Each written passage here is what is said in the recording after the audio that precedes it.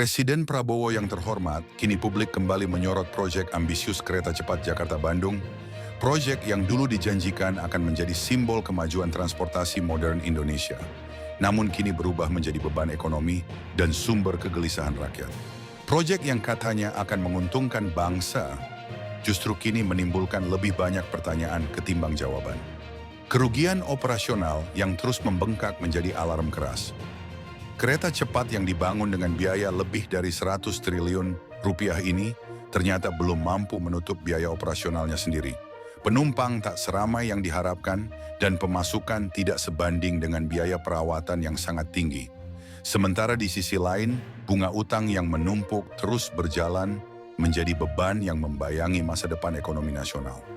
Lebih parah lagi, PT Kereta Api Indonesia, BUMN kebanggaan rakyat, kini ikut menanggung dampaknya.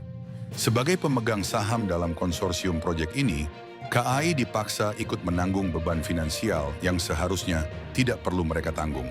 Hutang dan kewajiban pembayaran yang terus menekan neraca keuangan KAI bisa berdampak langsung pada pelayanan publik, mulai dari perawatan rel, keterlambatan jadwal, hingga potensi kenaikan tarif bagi masyarakat kecil yang setiap hari bergantung pada layanan kereta.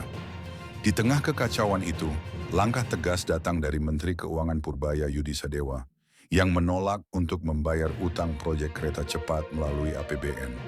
Keputusan ini menjadi sinyal penting bahwa pemerintah tidak boleh terus-menerus menutupi kesalahan masa lalu dengan uang rakyat.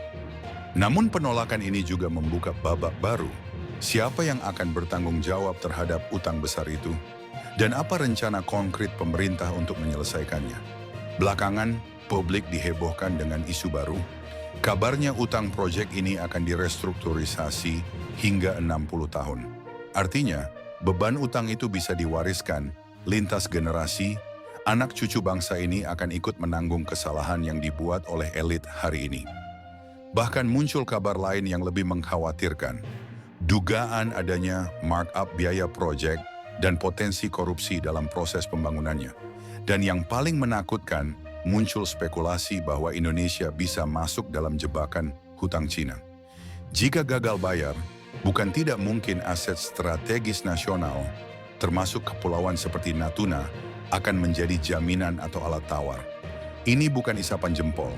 Banyak negara lain sudah mengalami hal serupa dalam proyek-proyek Belt and Road Initiative milik Cina. Presiden Prabowo yang terhormat, rakyat menantikan penjelasan yang jujur dan transparan. Proyek ini bukan sekadar soal transportasi, tapi soal kedaulatan ekonomi bangsa. Jika memang ada kesalahan dalam perencanaan, jika ada korupsi yang merugikan negara, rakyat berhak tahu siapa yang bertanggung jawab. Jangan biarkan proyek ini menjadi simbol kegagalan dan beban abadi bagi generasi mendatang. Rakyat sudah cukup lama menunggu keadilan dan kejujuran dari pemimpinnya. Karena itu, kami meminta sampaikan penjelasan terbuka kepada publik. Ungkapkan data apa adanya. Jangan biarkan proyek yang dulu disebut ikon kemajuan berubah menjadi warisan utang bagi masa depan bangsa. Kami percaya transparansi adalah bentuk tertinggi dari keberanian seorang pemimpin. Dan dalam hal ini, hanya kejujuran dan tindakan tegas yang bisa mengembalikan kepercayaan rakyat kepada negara.